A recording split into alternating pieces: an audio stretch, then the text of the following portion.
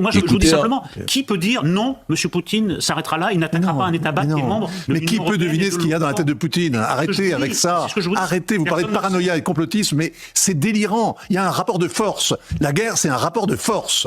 Donc arrêtez d'avoir une armée qui ne fait que défiler le 14 juillet sur les Champs-Élysées. Armez-vous, musclez-vous, mais réarmez-vous réellement. On ne fabrique pas 1 kilo de poudre de plus depuis 3 ans. Eh oui, c'est ce que je vous dis.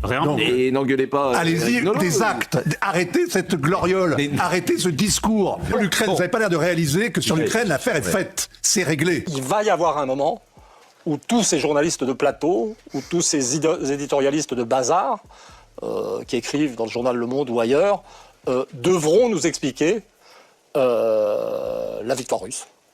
Et là, ça va être un peu plus compliqué. Et je dis quand même, l'histoire n'est pas écrite par les vaincus. Vladimir Poutine ne s'arrêtera pas au Donbass, prévient Kaja Kallas.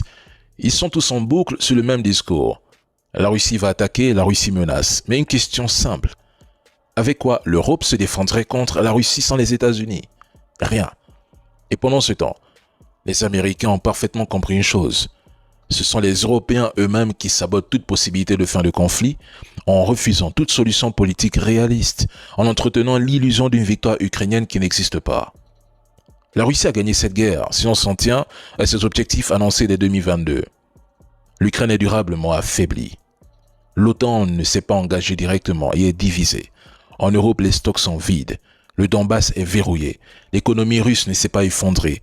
Le pays s'est réorganisé, militarisé, tourné vers le reste du monde. Et ça fait mal.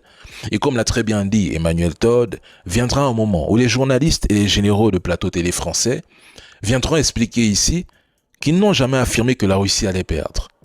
Depuis près de 3 ans, ils ne font qu'une chose, vendre au peuple européen et africain le rêve d'une prétendue victoire ukrainienne pendant que la réalité du terrain, elle, raconte exactement l'inverse. Et comme souvent, ce sont les citoyens qui paieront la facture du mensonge distribué par les trolls.